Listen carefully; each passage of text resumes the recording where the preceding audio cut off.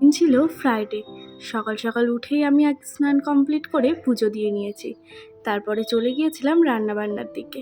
ভাত করে নিয়েছি আর করেছিলাম দই কাতলা আর একটু তেল পটল।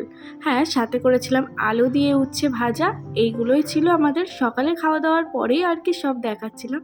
তারপরে একটু রেডি হয়ে নিয়েছিলাম ওই সন্ধ্যের দিকে। গিয়েছিলাম বাড়িতে, দিদা এসেছিল ওই জন্য। আর এইদিকে বোন দিদাকে নীল পলিশ পরিয়ে দিচ্ছে। তো সেটাই আর কি বসে বসে দেখছি। আমিও একটু ভিডিও করে নিলাম।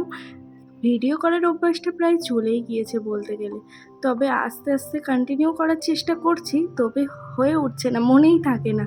মাঝে ভিডিও করি আর কিছুটা ভিডিও করা হয় না। তো যাই হোক, এখানে কিন্তু আমরা দুই বোন মিলে এই একটু রুটি করছিলাম।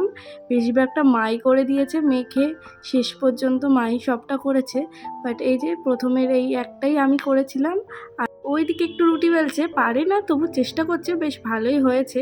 তো যাই হোক, ভিডিওটা আজকে এখানেই শেষ করলাম। দেখা হবে নতুন একটা ভিডিওর সাথে, ততক্ষণের জন্য টাটা।